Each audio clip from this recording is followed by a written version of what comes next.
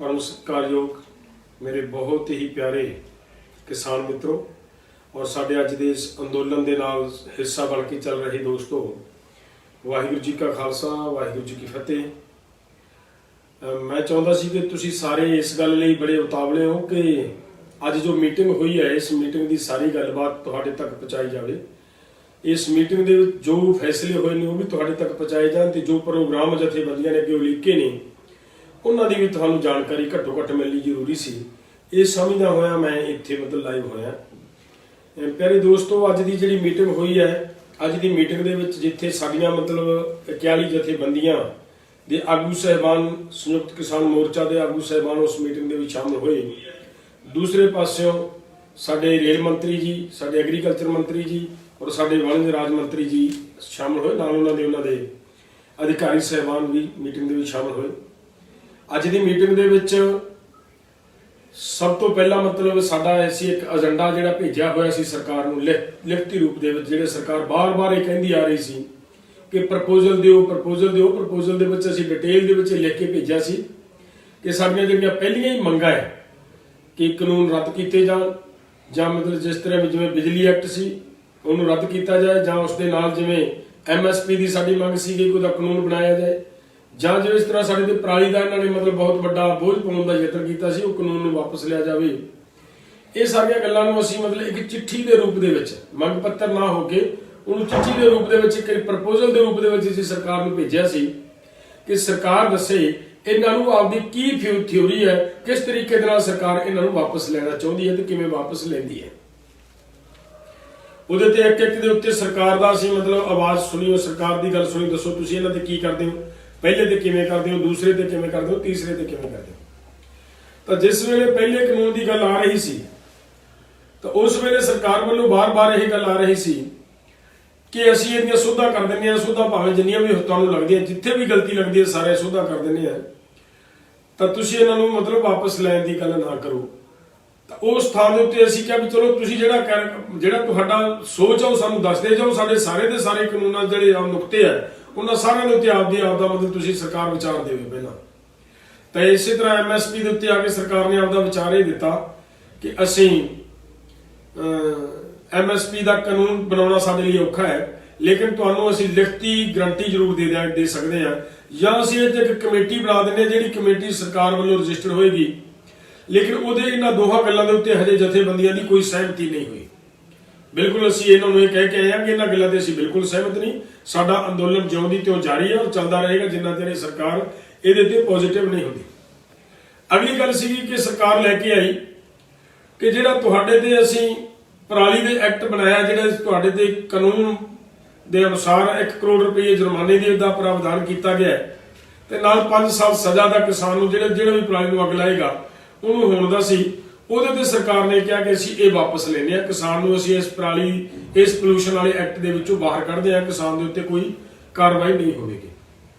ਇਸੇ ਤਰ੍ਹਾਂ ਜਿਹੜਾ ਅੱਗੇ ਆਇਆ ਫਿਰ ਜਿਹੜਾ ਬਿਜਲੀ ਦਾ ਐਕਟ ਸੀ, ਬਿਜਲੀ 2020, ਬਿਜਲੀ ਸੁਧਾਰ ਐਕਟ 2020, ਉਹਦੇ ਤੇ ਸਰਕਾਰ ਨੇ ਕਿਹਾ ਵੀ ਅਸੀਂ ਇਹ ਵਾਪਸ ਲੈਂਦੇ ਹਾਂ, ਇਹ ਅਸੀਂ ਮਤਲਬ ਲਾਗੂ ਨਹੀਂ ਕਰਾਂਗੇ। ਇਹਨਾਂ ਦੋਹਾਂ ਕਾਨੂੰਨਾਂ ਦੇ ਨਾਲ ਦੋਹਾਂ ਗੱਲਾਂ ਜਿੰਨੀਆਂ ਮੰਨੀ ਹੈ ਸਰਕਾਰ, ਅਗਰ ਉਹ ਬਿਜਲੀ ਦੀ ਗੱਲ ਮੰਨੀ ਹੈ ਤਾਂ ਸਮਝ ਲਓ ਕਿਸਾਨਾਂ ਨੂੰ ਬਹੁਤ ਵੱਡਾ ਫਾਇਦਾ ਹੋਇਆ ਇਸ ਗੱਲ ਦੇ ਵਿੱਚ ਕਿ ਇੱਕ ਗੱਲ ਅਸੀਂ ਇਹ ਮਨਾ ਲਈ ਹੈ ਕਿ ਤੁਹਾਨੂੰ ਜਿਹੜੇ ਬਿਜਲੀ ਦੇ ਬਿੱਲ ਲਾਉਣ ਨੂੰ ਫਿਰਦੀ ਸੀ ਸਰਕਾਰ ਉਹ ਨਹੀਂ ਲੱਗ ਸਕਣਗੇ। ਸਾਡੇ ਮਜ਼ਦੂਰਾਂ ਨੂੰ ਜਿਹੜੇ ਬਹੁਤ ਵੱਡੀ ਪੱਧਰ ਦੇ ਉੱਤੇ ਵਿਚਾਰਿਆਂ ਨੂੰ ਇੱਕ ਸਹੂਲਤ ਮਿਲਦੀ ਸੀ ਉਹ ਸਰਕਾਰ ਬੰਦ ਕਰਨਾ ਚਾਹੁੰਦੀ ਸੀ, ਲੇਕਿਨ ਹੁਣ ਸਰਕਾਰ ਉਹ ਵੀ ਬੰਦ ਨਹੀਂ ਕਰ ਸਕੇਗੀ। ਪਰਾਲੀ ਸਾੜਨ ਵਾਲੇ ਜਿਹੜਾ ਇੱਕ ਬਹੁਤ ਵੱਡਾ ਇੱਕ ਤਲਵਾਰ ਲਟਕਦੀ ਸੀ ਸਾਡੇ ਕਿਸਾਨਾਂ ਦੇ ਸਿਰ ਤੇ, ਇਹਦੇ ਸੰਬੰਧ ਦੇ ਵਿੱਚ ਵੀ ਸਰਕਾਰ ਨੇ ਇਹ ਕਿਸਾਨ ਨੂੰ ਇਸ ਪੋਲੂਸ਼ਨ ਵਾਲੀ ਇਸ ਐਕਟ ਦੇ ਵਿੱਚੋਂ, ਇਸ ਕਾਨੂੰਨ ਦੇ ਵਿੱਚੋਂ ਬਾਹਰ ਕੱਢਣ ਦੀ ਸਾਡੇ ਨਾਲ ਗੱਲ ਮੰਨੀ ਹੈ। ਤੇ ਜੇਕਰ ਇਹ ਹੋ ਜਾਂਦਾ ਹੈ ਤਾਂ ਸਮਝ ਲਓ ਕਿ ਕਿਸਾਨ ਬੇਫਿਕਰ ਹੈ ਇਸ ਗੱਲ ਤੋਂ, ਕਿਸਾਨ ਨੂੰ ਐਡੇ ਵੱਡੇ ਜੁਰਮਾਨੇ ਨਹੀਂ ਹੋ ਸਕਣਗੇ, ਕਿਸਾਨ ਦਾ ਜੇਲ੍ਹ ਜਾਣ ਦੇ ਜਿਹੜੇ ਕਾਨੂੰਨ ਦੇ ਵਿੱਚ ਪ੍ਰਾਵਧਾਨ ਕੀਤਾ ਗਿਆ ਉਹ ਤੋਂ ਕਿਸਾਨ ਬਚੇਗਾ। ਪਰ ਮੇਰੇ ਦੋਸਤੋ, ਮੇਰੀ ਬੇਨਤੀ ਇਹ ਹੈ ਕਿ ਇਹ ਭਾਵੇਂ ਸਰਕਾਰ ਮੰਨ ਗਈ ਹੈ, ਲੇਕਿਨ ਸਾਡੀ ਲੜਾਈ ਹਜੇ ਜਾਰੀ ਹੈ। ਇੱਥੇ ਇਹ ਨਹੀਂ ਮੰਨ ਲੈਣਾ ਕਿ ਅਸੀਂ ਜਿੱਤ ਗਏ, ਅਸੀਂ ਬਹੁਤ ਕੁਝ ਹਾਸਲ ਕਰ ਲਿਆ, ਨਹੀਂ, ਬਿਲਕੁਲ ਨਹੀਂ। ਲੜਾਈ ਜਿਉਂਦੀ ਤਿਉਂ ਜਾਰੀ ਹੈ। ਲੇਕਿਨ ਇੱਕ ਗੱਲ ਜ਼ਰੂਰ ਹੈ ਕਿ ਲਾਸਟ ਦੇ ਉੱਤੇ ਜਿਹੜੀ ਸਰਕਾਰ ਦੀ ਸਾਡੇ ਨਾਲ ਗੱਲਬਾਤ ਹੁੰਦੀ ਰਹੀ ਹੈ, 4 ਤਰੀਕ ਸਾਨੂੰ ਦੁਬਾਰਾ ਮੀਟਿੰਗ ਦੀ ਦਿੱਤੀ ਹੈ ਸਰਕਾਰ ਨੇ, ਤਾਂ ਸਰਕਾਰ ਦਾ ਜਿਹੜਾ ਰੁਖ ਸੀ ਉਹ ਪੋਜ਼ਿਟਿਵ ਰਿਹਾ। ਸਰਕਾਰ ਨੇ ਇਹ ਗੱਲ ਕਹੀ ਹੈ ਸਾਨੂੰ, ਸਰਕਾਰ ਇੱਥੋਂ ਤੱਕ ਵੀ ਕਹਿ ਰਹੀ ਸੀ ਕਿ ਤੁਸੀਂ ਹੁਣੇ ਮੀਟਿੰਗ ਕਰਕੇ ਸਾਨੂੰ ਦੱਸੋ। ਇਸ ਮੀਟਿੰਗ ਦੇ ਵਿੱਚ ਫੈਸਲਾ ਲਈਏ ਆਪਾਂ ਬੈਠ ਕੇ, ਅੱਜ ਰਾਤ ਨੂੰ ਹੀ ਤੁਹਾਡੇ ਇਹਨਾਂ ਮੰਗਾਂ ਦਾ ਅਸੀਂ ਕੋਈ ਨਾ ਕੋਈ ਸਮਾਧਾਨ ਕੱਢੀਏ। ਲੇਕਿਨ ਅਸੀਂ ਸੋਚਦੇ ਸੀਗੇ ਕਿ ਇਹ ਬਹੁਤ ਗੰਭੀਰ ਮਸਲਾ ਹੈ, ਇਹਦੇ ਤੇ ਅਸੀਂ ਵਿਚਾਰ ਚਰਚਾ ਕਰਨੀ ਹੈ, ਆਪਦੀ ਮੀਟਿੰਗ ਦੇ ਵਿੱਚ ਵਿਚਾਰ ਚਰਚਾ ਕਰਨੀ ਹੈ। ਸਰਕਾਰ ਨੂੰ ਅਸੀਂ ਕਿਹਾ ਵੀ ਅਸੀਂ ਤਾਂ ਕਾਨੂੰਨ ਰੱਦ ਕਰਵਾਉਣੇ ਨਹੀਂ, ਤੁਸੀਂ ਰੱਦ ਕਰਨੇ, ਤੁਸੀਂ ਆਪਸ ਵਿੱਚ ਬੈਠ ਕੇ ਫੈਸਲਾ ਲਓ, ਸਰਕਾਰ ਫੈਸਲਾ ਲਵੇ ਇਹਨੂੰ ਕਿਵੇਂ ਰੱਦ ਕਰਨਾ ਹੈ, ਕੀ ਤਰੀਕਾ ਸਰਕਾਰ ਕੋਲੇ। ਤਾਂ ਇਸ ਕਰਕੇ ਇਹ 4 ਤਰੀਕ ਤੈਅ ਹੋਈ ਹੈ। ਪਿਆਰੇ ਦੋਸਤੋ, ਸਰਕਾਰ ਦਾ ਇਹ ਜਿਹੜਾ ਪੋਜ਼ਿਟਿਵ ਰੁਖ, ਤੁਸੀਂ ਤੁਹਾਨੂੰ ਇੱਕ ਗੱਲ ਹੋਰ ਨਵੀਂ ਪਤਾ ਲੱਗੀ ਹੋਣੀ ਹੈ ਕਿ ਅੱਜ ਜਿਹੜਾ ਆਪਾਂ ਲੰਗਰ ਲੈ ਕੇ ਗਏ ਸੀ, ਉਹ ਲੰਗਰ ਦੇ ਵਾਸਤੇ ਵੀ ਸਰਕਾਰ ਨੂੰ ਇੱਥੇ ਤੱਕ ਆਉਣਾ ਪਿਆ ਕਿ ਸਾਡੇ ਨਾਲ ਉੱਥੇ ਥੱਲੇ ਬੈਠ ਕੇ ਆ ਕੇ ਲੰਗਰ ਛਕਣ ਲਈ ਵੀ ਸਾਡੀ ਸਰਕਾਰ ਮਜਬੂਰ ਹੋਈ ਹੈ ਔਰ ਉੱਥੇ ਬੈਠ ਕੇ ਨੇ ਲੰਗਰ ਛਕਿਆ। ਇਸ ਤੋਂ ਵੀ ਗਾਹਾਂ ਜਿਹੜੀ ਬੀਜੇਪੀ ਦੀ ਸਰਕਾਰ ਲਗਾਤਾਰ ਇਹ ਗੱਲ ਦਾ ਰੌਲਾ ਪਾਉਂਦੀ ਸੀ, ਸਾਨੂੰ ਅੱਤਵਾਦੀ ਕਹਿੰਦੀ ਰਹੀ, ਸਾਨੂੰ ਵੱਖਵਾਦੀ ਕਹਿੰਦੀ ਰਹੀ, ਸਾਨੂੰ ਤਰ੍ਹਾਂ ਦੇ ਮਤਲਬ ਉਲਾਂਭੇ ਦੇ ਕੇ ਸਾਨੂੰ ਬਦਨਾਮ ਕਰਨ ਦਾ ਯਤਨ ਕਰਦੀ ਰਹੀ। ਉਸੇ ਹੀ ਸਰਕਾਰ ਦੇ ਵਿੱਚੋਂ ਰੱਖਿਆ ਮੰਤਰੀ ਰਾਜਨਾਥ ਜੀ ਦਾ ਬਿਆਨ ਆਉਂਦਾ ਹੈ ਕਿ ਸਾਡੇ ਦੇਸ਼ ਦੇ ਅੰਨਦਾਤਾ ਨੂੰ ਅਜਿਹੇ ਸ਼ਬਦ ਵਰਤਣੇ ਵਾਜਬ ਨਹੀਂ ਔਰ ਇਹ ਗਲਤ ਨੇ। ਉਹਨਾਂ ਨੇ ਖੁਦ ਮੰਨ ਕੇ ਆਪਣੇ ਬਿਆਨ ਦੇ ਵਿੱਚ ਇਸ ਗੱਲ ਦਾ ਇਜ਼ਹਾਰ ਕੀਤਾ ਕਿ ਕਿਸਾਨਾਂ ਨੂੰ ਅਜਿਹਾ ਸ਼ਬਦ ਵਰਤਣੇ ਗਲਤ ਨੇ ਔਰ ਠੀਕ ਨਹੀਂ ਹੈ। ਇਹਨਾਂ ਸਾਰੀਆਂ ਗੱਲਾਂ ਨੂੰ ਜਦੋਂ ਅਸੀਂ ਧਿਆਨ ਦੇ ਵਿੱਚ ਵੇਖਦੇ ਹਾਂ ਤਾਂ ਸਾਨੂੰ ਇਹ ਲੱਗਿਆ ਕਿ ਸਰਕਾਰ ਦਾ ਰੁਖ ਆ ਜਿਹੜਾ ਅੱਜ ਦਾ, ਇਹ ਕੁਝ ਪਲਟਿਆ ਹੋਇਆ ਹੈ। ਇਹਦੇ ਪਲਟਣ ਦਾ ਕਾਰਨ ਇਹ ਨਹੀਂ ਹੈ ਕਿ ਸਰਕਾਰ ਸਾਡੇ ਤੇ ਮਿਹਰਬਾਨ ਹੋ ਗਈ ਹੈ, ਬਿਲਕੁਲ ਨਹੀਂ ਹੈ। ਸਰਕਾਰ ਨੂੰ ਪਤਾ ਲੱਗ ਗਿਆ ਕਿ ਅੱਜ ਦੇਸ਼ ਦੇ ਵਿੱਚ ਬਹੁਤ ਵੱਡਾ ਪ੍ਰੈਸ਼ਰ ਬਣ ਚੁੱਕਿਆ ਹੈ। ਪਿਛਲੇ ਦਿਨਾਂ ਦੇ ਵਿੱਚ ਤੁਹਾਨੂੰ ਪਤਾ, ਕੱਲ ਪਟਨਾ ਦੇ ਵਿੱਚ ਰੈਲੀ ਹੋਈ ਹੈ ਕਿਸਾਨਾਂ ਦੀ। ਕਿਸਾਨਾਂ ਦੇ ਉਸ ਪ੍ਰੋਟੈਸਟ ਨੂੰ ਵੇਖਦਿਆਂ ਭਾਵੇਂ ਸਰਕਾਰ ਨੇ ਸਾਡੇ ਕਿਸਾਨਾਂ ਤੇ ਲਾਠੀਆਂ ਬਰਸਾਈਆਂ ਨੇ, ਪਰ ਇਹ ਜ਼ਰੂਰ ਸਰਕਾਰ ਨੂੰ ਪਤਾ ਲੱਗ ਗਿਆ ਕਿ ਅੰਦੋਲਨ ਕੱਲੀ ਦਿੱਲੀ ਦੀ ਸੜਕ ਤੇ ਨਹੀਂ ਰਹਿ ਗਿਆ, ਅੰਦੋਲਨ ਬਿਹਾਰ ਵੀ ਚਲਿਆ ਗਿਆ। ਇਸੇ ਤਰ੍ਹਾਂ ਹੈਦਰਾਬਾਦ ਦੇ ਵਿੱਚ ਇਕੱਠ ਹੋਇਆ ਹੈ। ਸਰਕਾਰ ਨੂੰ ਪਤਾ ਲੱਗ ਗਿਆ ਕਿ ਹੈਦਰਾਬਾਦ ਦੇ ਵਿੱਚ ਵੀ ਲੋਕ ਜਾਗ ਪਏ ਨੇ। ਉਸ ਤੋਂ ਅੱਗੇ ਤਾਮਿਲਨਾਡੂ ਦੇ ਵਿੱਚ ਇੱਕ ਬਹੁਤ ਵੱਡੀ ਰੈਲੀ ਹੋਈ ਹੈ, ਜਿਹਦੇ ਤੋਂ ਸਰਕਾਰ ਨੂੰ ਪਤਾ ਲੱਗਾ ਕਿ ਜਿਹੜੀ ਅਸੀਂ ਕਹਿੰਦੇ ਸੀ ਕੇਵਲ ਉੱਤਰ ਭਾਰਤ ਦੀ ਲੜਾਈ ਹੈ, ਉੱਤਰ ਭਾਰਤ ਦੇ ਵੀ ਕੁਝ ਜ਼ਿਲ੍ਹਿਆਂ ਦੀ ਕੁਝ ਸਟੇਟਾਂ ਦੇ ਦਾ ਮੁੱਦਾ ਹੈ। ਅੱਜ ਸਰਕਾਰ ਨੂੰ ਪਤਾ ਲੱਗਾ ਕਿ ਇਹ ਕੇਵਲ ਉੱਤਰ ਭਾਰਤ ਨਹੀਂ, ਇਹ ਉੱਤਰ ਦੱਖਣ ਪੂਰਬ ਤੇ ਪੱਛਮ ਸਾਰੇ ਦੇਸ਼ ਦਾ ਮਸਲਾ ਬਣ ਗਿਆ ਹੈ। ਇਸ ਕਰਕੇ ਇਹ ਤੁਹਾਡਾ ਇਸ ਅੰਦੋਲਨ ਦਾ ਸਿੱਟਾ ਹੈ ਮੇਰੇ ਮਿੱਤਰੋ। ਤੁਸੀਂ ਲੜੇ ਹੋ, ਮੋਹਰੀ ਹੋ ਕੇ ਲੜ ਰਹੇ ਹੋ, ਤੁਹਾਡੀ ਲੜਾਈ ਨੂੰ ਸਮਰਥਨ ਪੂਰੇ ਦੇਸ਼ ਦੇ ਵਿੱਚੋਂ ਮਿਲ ਰਿਹਾ ਹੈ। ਇਸ ਦਾ ਦਬਾਅ ਬਣ ਚੁੱਕਿਆ ਸਰਕਾਰ ਤੇ, ਕੋਈ ਦੋ ਰਾਹ ਨਹੀਂ। ਇਸੇ ਦਬਾਅ ਦੇ ਵਿੱਚੋਂ ਸਰਕਾਰ ਦਾ ਰੁਖ ਬਦਲਿਆ ਹੈ। ਰੁਖ ਬਦਲਦਿਆਂ ਸਰਕਾਰ ਨੇ ਤੁਹਾਡੀਆਂ ਮੰਗਾਂ ਮੰਨਣ ਵੱਲ ਨੂੰ ਪੈਰ ਪੱਟਿਆ ਹੈ। ਪਰ ਇਹਦੇ ਵਾਸਤੇ ਹਜੇ ਬੇਨਤੀ ਹੈ, ਲੜਾਈ ਜਾਰੀ ਹੈ। ਲੜਾਈ ਹਜੇ ਹੋਰ ਲੜਨੀ ਪੈ ਸਕਦੀ ਹੈ। ਹੋ ਸਕਦਾ 5 ਦਿਨ ਲੜਨੀ ਪਵੇ, ਹੋ ਸਕਦਾ 10 ਦਿਨ ਲੜਨੀ ਪਵੇ, ਹੋ ਸਕਦਾ 20 ਦਿਨ ਲੜਨੀ ਪਵੇ, ਹੋ ਸਕਦਾ ਮਹੀਨਾ 2 ਮਹੀਨੇ ਲੜਨੀ ਪਵੇ। ਲੇਕਿਨ ਕਾਨੂੰਨ ਵਾਪਸ ਕਰਵਾਉਣੇ ਸਾਡੀ ਜ਼ਰੂਰੀ ਲੋੜ ਹੈ। ਜੇਕਰ ਕਾਨੂੰਨ ਵਾਪਸ ਨਹੀਂ ਹੁੰਦੇ ਤਾਂ ਸਾਡੀ ਸਮਝੋ ਲੜਾਈ ਹਜੇ ਜਿਉਂਦੀ ਤਿਉਂ ਜਾਰੀ ਹੈ। ਇਹ ਉਨਾ ਚਿਰ ਲੜਾਈ ਲੜਨੀ ਪੈਣੀ ਹੈ ਜਿੰਨਾ ਚਿਰ ਇਹ ਕਾਨੂੰਨਾਂ ਨੂੰ ਸਾਡੇ ਮਗਰੋਂ ਨਹੀਂ ਲਾਉਂਦੀ ਸਰਕਾਰ। ਤਾਂ ਮੇਰੇ ਦੋਸਤੋ, ਇਹ ਗੱਲ ਨੂੰ ਪੂਰਾ ਧਿਆਨ ਦੇ ਵਿੱਚ ਲੈ ਕੇ ਬਹੁਤ ਖੁਸ਼ ਹੋ ਕੇ ਅੱਜ ਇਹ ਨਾ ਸੋਚ ਲਿਓ ਵੀ ਸਰਕਾਰ ਸਾਡੀਆਂ ਮੰਗਾਂ ਮੰਨ ਗਈ। ਥੋੜੀਆਂ ਜਿਹੀਆਂ ਮੰਗਾਂ ਮੰਨੀਆਂ ਹਜੇ, ਬਾਕੀ ਜਿਹੜੀ ਵੱਡੀਆਂ ਮੰਗਾਂ ਉਹ ਸਾਡੀਆਂ ਮਗਰ ਪਈਆਂ ਨੇ। ਅੰਦੋਲਨ ਹਜੇ ਜਾਰੀ ਹੈ, ਅੰਦੋਲਨ ਚੱਲਦਾ ਰਹੇਗਾ। ਸਾਨੂੰ ਇਸ ਮੀਟਿੰਗ ਤੋਂ ਬਾਅਦ ਅਸੀਂ ਉੱਥੇ ਆਪਣੀ ਮੀਟਿੰਗ ਕੀਤੀ ਇੱਕ, ਉਸ ਮੀਟਿੰਗ ਦੇ ਵਿੱਚ ਫੈਸਲਾ ਲਿਆ ਗਿਆ ਕਿ ਸਰਕਾਰ ਇੱਕ ਥੋੜਾ ਜਿਹਾ ਪੋਜ਼ਿਟਿਵ ਹੋ ਕੇ ਇੱਕ ਕਦਮ ਪਿੱਛੇ ਹਟੀ ਹੈ। ਹਮਲਾਵਰ ਰੁਖ ਸਰਕਾਰ ਨੇ ਪਿੱਛੇ ਕੀਤਾ ਆਪਦਾ ਔਰ ਸਾਡੇ ਨਾਲ ਥੋੜਾ ਜਿਹਾ ਨੇੜੇ ਆਉਣ ਦੀ ਕੋਸ਼ਿਸ਼ ਕੀਤੀ ਹੈ ਸਰਕਾਰ ਨੇ। ਤਾਂ ਅਸੀਂ ਸਾਰਿਆਂ ਨੇ ਮਿਲ ਕੇ ਬੈਠ ਕੇ ਇਹ ਫੈਸਲਾ ਲਿਆ ਕਿ ਜਿਹੜੀ ਅਸੀਂ ਟਰੈਕਟਰ ਰੈਲੀ ਦਾ ਪ੍ਰੋਗਰਾਮ ਸੀ ਆਪਣਾ, ਕੱਲ ਨੂੰ ਆਪਾਂ ਟਰੈਕਟਰ ਰੈਲੀ ਕੱਢਣੀ ਸੀ ਔਰ ਇਹ ਬਹੁਤ ਵੱਡਾ ਦਬਾਅ ਸੀ ਸਰਕਾਰ ਦਾ, ਤੁਹਾਡੀ ਟਰੈਕਟਰ ਰੈਲੀ ਦਾ, ਤੁਹਾਡੇ ਇੱਥੇ ਬੈਠਿਆਂ ਦਾ ਬਹੁਤ ਪ੍ਰੈਸ਼ਰ ਆ ਸਰਕਾਰ ਦੇ ਉੱਤੇ। ਤਾਂ ਮੇਰੇ ਦੋਸਤੋ, ਫਿਰ ਅਸੀਂ ਸਾਰਿਆਂ ਨੇ ਸੋਚਿਆ ਵੀ ਸਾਨੂੰ ਟਰੈਕਟਰ ਰੈਲੀ ਦਾ ਜਿਹੜਾ ਦਬਾਅ ਹੈ, ਜਿਹੜਾ ਪ੍ਰੈਸ਼ਰ ਹੈ ਸਰਕਾਰ ਤੇ, ਇਹ ਜਿਉਂ ਦੀ ਤਿਉਂ ਬਹਾਲ ਰੱਖਣਾ ਚਾਹੀਦਾ ਹੈ। ਇਸ ਕਰਕੇ ਇਸ ਟਰੈਕਟਰ ਰੈਲੀ ਨੂੰ ਰੱਦ ਨਾ ਸਮਝਿਓ। ਜੇ ਕਿਤੇ ਪਤਾ ਨਹੀਂ, ਮੈਨੂੰ ਲੱਗਿਆ ਪਤਾ ਕਿ ਕੁਝ ਚੈਨਲਾਂ ਦੇ ਉੱਤੇ ਇਹ ਕਿਹਾ ਜਾ ਰਿਹਾ ਵੀ ਇਹ ਰੱਦ ਕਰਤਾ। ਬਿਲਕੁਲ ਰੱਦ ਨਹੀਂ ਕੀਤਾ, ਇਹ ਪੋਸਟਪੋਨ ਕੀਤਾ ਕਿਉਂਕਿ 4 ਤਰੀਕ ਨੂੰ ਸਰਕਾਰ ਨਾਲ ਦੁਬਾਰਾ ਮੀਟਿੰਗ ਹੋਣੀ ਹੈ। ਤੁਹਾਡੀ ਇਸ ਟਰੈਕਟਰ ਰੈਲੀ ਦਾ ਦਬਾਅ ਉਨੀ ਦੇਰ ਤੱਕ ਸਰਕਾਰ ਦੇ ਸਿਰ ਦੇ ਉੱਤੇ ਤਲਵਾਰ ਲਟਕਦੀ ਰਹਿਣੀ ਚਾਹੀਦੀ ਹੈ। ਇਹ ਪ੍ਰੈਸ਼ਰ ਬਣਿਆ ਰਹਿਣਾ ਚਾਹੀਦਾ ਹੈ। ਇਸ ਗੱਲ ਨੂੰ ਮੁੱਖ ਰੱਖ ਕੇ ਆਪਾਂ ਇਹ ਟਰੈਕਟਰ ਰੈਲੀ ਕੈਂਸਲ ਨਹੀਂ ਕੀਤੀ, ਪੋਸਟਪੋਨ ਕੀਤੀ ਹੈ 4 ਤਰੀਕ ਤੱਕ। ਅਗਰ ਸਰਕਾਰ 4 ਤਰੀਕ ਤੱਕ ਆਪਣੇ ਲਈ ਪੋਜ਼ਿਟਿਵ ਸੋਚਦੀ ਹੈ, ਫੈਸਲਾ ਲੈਂਦੀ ਹੈ, ਤਾਂ ਬਹੁਤ ਵਧੀਆ ਗੱਲ ਹੈ। ਅਸੀਂ ਵੀ ਖੁਸ਼ੀ-ਖੁਸ਼ੀ ਸਾਰੇ ਖੁਸ਼ੀਆਂ ਮਨਾਉਂਦੇ ਹੋਏ ਘਰਾਂ ਨੂੰ ਜਾਵਾਂਗੇ। ਚਾਹਾਂਗੇ ਪ੍ਰਮਾਤਮਾ ਕਿਰਪਾ ਕਰੇ, ਸਾਡੀ ਸਰਕਾਰ ਨੂੰ ਇਹ ਵਾਹਿਗੁਰੂ ਦੀ ਕਿਰਪਾ ਹੀ ਹੈ। ਮੈਂ ਸਮਝੂਗਾ ਜਿਹੜਾ ਸਤਬੁੱਧੀ ਇਹਨਾਂ ਦੇ ਵਿੱਚ ਆਉਣੀ ਸ਼ੁਰੂ ਹੋਈ ਹੈ, ਚਾਹੇ ਕਿਸੇ ਵੀ ਪਾਸੋਂ ਦਬਾਅ ਬਣਿਆ, ਵਾਹਿਗੁਰੂ ਮਿਹਰ ਕਰੇ, ਆਪਾਂ ਇਹ 'ਚ ਫਤਿਹ ਹਾਸਲ ਕਰੀਏ। ਸਰਕਾਰ ਲਈ ਵੀ ਚੰਗੀ ਗੱਲ ਹੋਏਗੀ, ਸਾਡੇ ਲਈ ਵੀ ਚੰਗੀ ਗੱਲ ਹੋਏਗੀ। ਅਸੀਂ ਖੁਸ਼ੀ-ਖੁਸ਼ੀ ਜਿੱਤ ਹਾਸਲ ਕਰਕੇ ਵਾਪਸ ਚਲੇ ਗਏ। ਲੇਕਿਨ ਜੇਕਰ ਸਰਕਾਰ ਇਹਦੇ ਤੇ ਫਿਰ ਇਹ ਸੋਚਦੀ ਹੋਵੇ ਕਿ ਇਹ ਅਸੀਂ ਕੋਈ ਟਾਲ-ਮਟੋਲ ਦੀ ਨੀਤੀ ਅਖਤਿਆਰ ਕਰਾਂਗੇ, ਤਾਂ ਸਮਝ ਲਿਓ ਕਿ ਬਹੁਤ ਵੱਡੇ ਦੇਸ਼ ਦੇ ਵਿੱਚ ਅੰਦੋਲਨ ਦੀ ਆਸਾਰ ਨਜ਼ਰ ਆ ਰਹੇ ਨੇ। ਕੇਵਲ ਕੱਲਾ ਆਹ ਅੰਦੋਲਨ ਨਹੀਂ ਜਿਹੜਾ ਅੱਜ ਦਿਸ ਰਿਹਾ ਸਰਕਾਰ ਨੂੰ। ਸਰਕਾਰ ਦੇ ਹੱਥਾਂ ਪੈਰਾਂ ਦੀ ਸਿਰਫ ਤੁਹਾਡੇ ਇਸ ਦਿੱਲੀ ਵਾਲੇ ਅੰਦੋਲਨ ਨੇ ਪਾ ਰੱਖੀ ਹੈ। ਲੇਕਿਨ ਪਿਆਰੇ ਦੋਸਤੋ, ਇਹ ਅੰਦੋਲਨ ਬਿਹਾਰ ਦੇ ਵਿੱਚ ਵੀ ਹੋ ਰਿਹਾ ਹੈ, ਤਾਮਿਲਨਾਡੂ ਦੇ ਵਿੱਚ ਵੀ ਹੋ ਰਿਹਾ ਹੈ, ਇਹ ਕਰਨਾਟਕਾ ਕੇਰਲਾ ਦੇ ਵਿੱਚ ਵੀ ਹੋ ਰਿਹਾ ਹੈ। ਸਾਰੀਆਂ ਸਟੇਟਾਂ ਦੇ ਵਿੱਚ ਇਹ ਅੰਦੋਲਨ ਸ਼ੁਰੂ ਹੋ ਚੁੱਕਿਆ ਹੈ ਔਰ ਆਉਣ ਵਾਲੇ ਦਿਨਾਂ ਦੇ ਵਿੱਚ ਸਾਡੀ ਟਰੈਕਟਰ ਰੈਲੀ ਹੈ ਜਿਹੜੀ ਉਹ ਜਿਉਂ ਦੀ ਤਿਉਂ ਹੈ।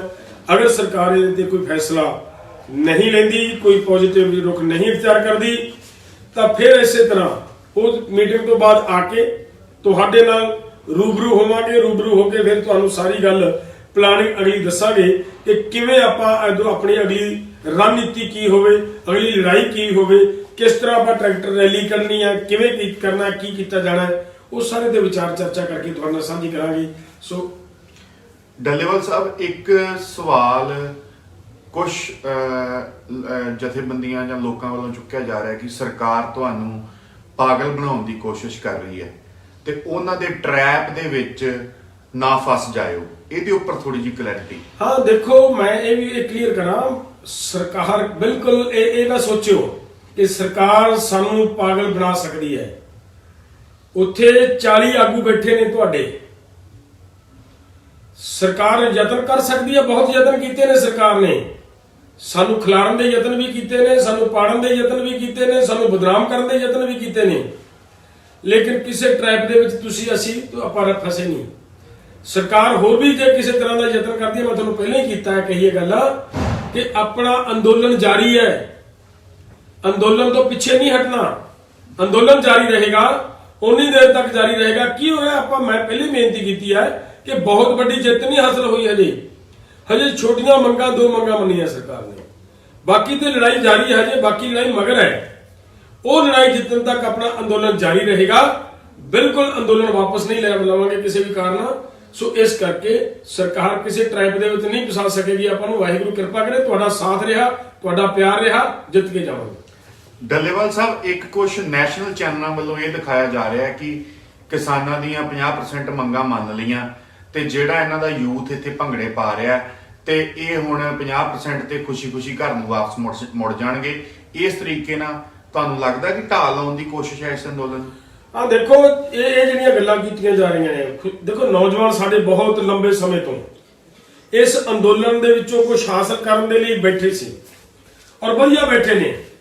ਬਹੁਤ ਸੋਹਣਾ ਅੰਦੋਲਨ, ਮੈਂ ਕਹੂੰਗਾ ਇਹ ਸਾਡਾ ਯੂਥ ਸਾਡੀ ਤਾਕਤ ਹੈ। ਇਹਨਾਂ ਨੇ ਅੰਦੋਲਨ ਜਿੱਤਿਆ, ਇਹਨਾਂ ਨੇ ਜਿੰਨੀ ਜਿੱਤ ਹੋਈ ਹੈ ਉਹਨਾਂ ਨੇ ਲੜਾਈ ਲੜੀ ਹੈ, ਸਾਡੇ ਮੋਢੇ ਨਾਲ ਮੋਢਾ ਲਾ ਕੇ ਖੜੇ ਨੇ ਔਰ ਖੁਸ਼ੀ ਵੀ ਹੋਣੀ ਚਾਹੀਦੀ ਸੀ। ਥੋੜਾ ਮਿਲਿਆ ਚਾਹੇ ਕੋਈ ਗੱਲ ਨਹੀਂ, ਹਜੇ ਅੰਦੋਲਨ ਜਾਰੀ ਹੈ, ਅਸੀਂ ਕੋਈ ਅੰਦੋਲਨ ਵਾਪਸ ਨਹੀਂ ਕਰਨ ਲੱਗੇ। ਔਰ ਮੈਂ ਵੀ ਕਹਾ ਕਿ ਯੂਥ ਐਡਾ ਪਾਗਲ ਨਾ ਬੇਵਕੂਫ ਨਾ ਸਮਝ ਲਓ ਸਾਡੇ ਯੂਥ ਨੂੰ। ਸਾਡਾ ਯੂਥ ਬਹੁਤ ਸਿਆਣਾ ਹੈ, ਪੜ੍ਹਿਆ ਲਿਖਿਆ ਹੈ, ਐਜੂਕੇਟ ਹੈ, ਹਰ ਇੱਕ ਗੱਲ ਨੂੰ ਸਮਝਦਾ ਹੈ। ਖੁਸ਼ੀ ਮਨਾਈ ਹੈ ਵੱਖਰੀ ਗੱਲ ਹੈ, ਉਹਨਾਂ ਨੂੰ ਚਾਹ ਚੜਿਆ, ਅੱਜ ਕੋਈ ਖੁਸ਼ੀ ਹੋਈ ਹੈ ਉਹਨਾਂ ਦੇ ਮਨ ਦੇ ਅੰਦਰ ਕਿ ਇਸ ਉਹਨਾਂ ਨੇ ਭੰਗੜਾ ਪਾ ਲਿਆ, ਤਾਂ ਕੋਈ ਗੱਲ ਨਹੀਂ। ਲੇਕਿਨ ਇਹ ਨਾ ਸੋਚਿਓ, ਦਿੱਲੀ ਦੀ ਸਰਕਾਰ ਇਹ ਨਾ ਸੋਚ ਬੈਠੇ ਕਿ ਅਸੀਂ ਯੂਥ ਨੂੰ ਇਸ ਗੱਲ ਦੇ ਵਿੱਚ ਲੈ ਕੇ ਅਸੀਂ ਯੂਥ ਸਾਡਾ ਕਿਤੇ ਵਾਪਸ ਚਲਾ ਜਾਏਗਾ। ਬਿਲਕੁਲ ਨਹੀਂ। ਯੂਥ ਦੇ ਸੁਨੇਹੇ ਇਹ ਨੇ ਕਿ ਤੁਸੀਂ ਤਕੜੇ ਹੋਵੋ, ਅਖੀਰ ਤੱਕ ਲੜਾਂਗੇ, ਤੁਹਾਡੇ ਨਾਲ ਖੜੇ ਆ, ਮੋਢੇ ਨਾਲ ਮੋਢਾ ਲਾ ਕੇ ਖੜੇ ਆ ਔਰ ਜਿੱਤ ਕੇ ਜਾਵਾਂਗੇ। ਡੱਲੇਵਾਲ ਸਾਹਿਬ, ਇੱਕ ਲੰਗਰ ਛਕਦੇ ਸਮੇਂ ਇੱਕ ਸੈਲਫੀ ਕਿਸੇ ਦੀ ਵਾਇਰਲ ਹੁੰਦੀ ਆ, ਉਹਦੇ ਉੱਪਰ ਬਹੁਤ ਸਵਾਲ ਚੁੱਕੇ ਕਈ ਨੈਸ਼ਨਲ ਮੀਡੀਆ ਵਾਲਿਆਂ ਨੇ ਚੁੱਕਣਗੇ ਵੀ, ਰਾਤ ਨੂੰ ਸਵੇਰੇ ਵੀ ਚੁੱਕਣਗੇ, ਉਹਦੇ ਉੱਪਰ ਥੋੜਾ ਜਿਹਾ ਦੱਸ ਦਿਓ। ਹਾਂ, ਜਿਹੜੀ ਉਹ ਸੈਲਫੀ ਦੀ ਗੱਲ ਆ ਰਹੀ ਹੈ, ਮੈਨੂੰ ਵੀ ਪਤਾ ਲੱਗਿਆ ਕੋਈ ਸੈਲਫੀ ਹੋਈ ਹੈ ਉੱਥੇ। ਉਹ ਕੌਣ ਆ ਬੰਦਾ, ਇਹਨੂੰ ਸਮਝਣ ਦੀ ਲੋੜ ਹੈ। ਕਿਸਾਨ ਜਥੇਬੰਦੀਆਂ ਦਾ ਕੋਈ ਬੰਦਾ ਨਹੀਂ, ਉਹ ਸਾਨੂੰ ਬੱਸ ਸਰਵਿਸ ਪ੍ਰੋਵਾਈਡ ਕਰਵਾਉਂਦਾ ਉੱਥੇ ਜਾਣ ਵਾਸਤੇ, ਕਿਉਂਕਿ ਇਸ ਅੰਦੋਲਨ ਦੀ ਹਮਾਇਤ ਕਰਦਾ ਉਹ ਬੱਸ ਸਰਵਿਸ ਪ੍ਰੋਵਾਈਡ ਕਰਵਾਉਂਦਾ ਹੈ। ਉਹਨੇ ਉੱਥੇ ਕੋਈ ਆਪਣੇ ਲੈਵਲ ਦੇ ਉੱਤੇ ਉਸ ਸਮਝ ਮੁਤਾਬਕ ਸੈਲਫੀ ਲਈ ਹੋ ਸਕਦੀ ਹੈ। ਬਿਲਕੁਲ ਕਿਸੇ ਕਿਸਾਨ ਜਥੇਬੰਦੀ ਦੇ ਕਿਸੇ ਆਗੂ ਦਾ ਕੋਈ ਸੈਲਫੀ ਨਾਲ ਕੋਈ ਮਤਲਬ ਨਹੀਂ। ਮੈਂ ਤਾਂ ਇੱਥੋਂ ਤੱਕ ਵੀ ਕਹੂੰਗਾ ਕਿ ਉੱਥੋਂ ਦੇ ਮੰਤਰੀ ਸਾਹਿਬਾਨ ਇਸ ਕੋਸ਼ਿਸ਼ ਦੇ ਵਿੱਚ ਸੀਗਾ ਕਿ ਕੋਈ ਕਿਸਾਨ ਲੀਡਰ ਉਹਨਾਂ ਨਾਲ ਬੈਠ ਕੇ ਰੋਟੀ ਖਾ ਲੇ, ਲੇਕਿਨ ਮੈਨੂੰ ਲੱਗਦਾ ਕਿਸੇ ਕਿਸਾਨ ਲੀਡਰ ਨੇ ਉਹਨਾਂ ਦੇ ਟੇਬਲ ਤੇ ਬੈਠ ਕੇ ਜਾ ਕੇ ਰੋਟੀ ਵੀ ਨਹੀਂ ਖਾਧੀ। ਕਿਸਾਨਾਂ ਨੇ ਆਪਦੇ ਵੱਖਰੇ ਬੈਠ ਕੇ ਆਪਦੇ ਚੌਂਕੜੇ ਮਾਰ ਕੇ ਆਪਦਾ ਲੰਗਰ ਉੱਥੇ ਛਕਿਆ। ਸੋ ਇਸ ਲਈ ਬਿਲਕੁਲ ਇਹ ਕੋਈ ਗੱਲ ਨਹੀਂ ਹੈ। ਅਸੀਂ ਇਸ ਗੱਲ ਲਈ ਪੂਰੀ ਤਰ੍ਹਾਂ ਸਤਰਕ ਹਾਂ।